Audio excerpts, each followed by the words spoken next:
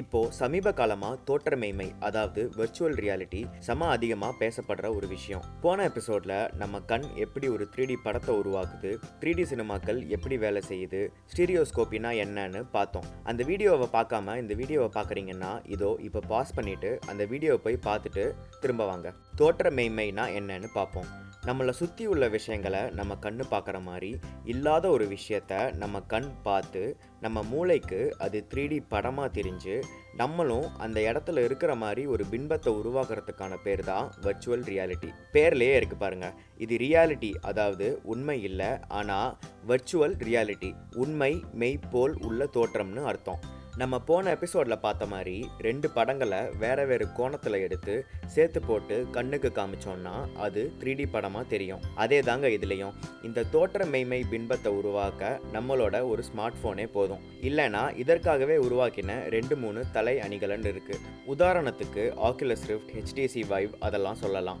இந்த மாதிரி எல்லா அணிகலன்கள்லேயும் ஒரு திரை இருக்கும். அந்த திரையில் 2 படம் தெரியும். ஒன்று இடது கண்ணுக்கு, இன்னொன்று வலது கண்ணுக்கு.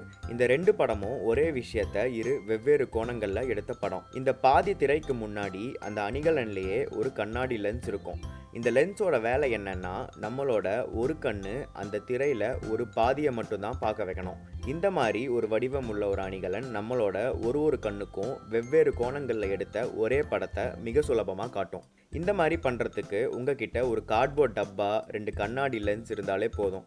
நீங்களே உங்கள் ஸ்மார்ட் ஃபோனை வச்சு பண்ணலாம். இதை தான் கூகுள் நிறுவனம் கூகுள் கார்ட்போர்ட்னு விற்பனை செய்ய ஆரம்பித்தாங்க. இந்த மாதிரி ஒரு ஆப்பை கணினியில் சுலபமாக உருவாக்கலாம். உங்கள் ஃபோன்லேயே தலையை ஆட்டுறது, நம்ம நடக்கிறது இதெல்லாம் கண்டுபிடிக்க ஆக்சலரோமீட்டர், கைரோஸ்கோப் இந்த மாதிரி சில சென்சார்கள் இருக்குது. புதுசாக ஒரு உலகத்தை காட்டுறதுக்கு பதிலாக நம்ம ஃபோன் கேமராவையே யூஸ் பண்ணி நம்மளை சுற்றி இருக்கிற உலகத்தையே காட்டி அதுக்கு நடுவில் கணினி மூலியமாக எதை வேணால் காட்டலாம். இதுக்கு பேர் தான் ஆக்மெண்டட் ரியாலிட்டி. இதை சில சேர் டேபிள் கம்பெனிகள் அவங்களோட சேர் டேபிள்லாம் நம்ம வீட்டுக்குள்ளே வெவ்வேறு இடத்துல போட்டோன்னா எப்படி இருக்கும்னு காட்ட, அதே மாதிரி இப்போ சமீபமாக வந்த போக்கிமான் கோ கேம் கூட இதை தான் உபயோகிக்கிறாங்க. இந்த எபிசோடோட நோக்கம் உங்களை சாஃப்ட்வேர் எழுத வைக்கிறது இல்லைங்க. ஸ்டீரியோஸ்கோப்பிங்கிறது ஒரு சின்ன விஷயம்தான். நம்ம மூளையும் அதை சுலபமாக புரிஞ்சுக்குது. இதை தெரிஞ்ச மனிதர்கள் 3D படம், வர்ச்சுவல் ரியாலிட்டி, 4D படம்னு நிறையா கண்டுபிடிக்கிறாங்க.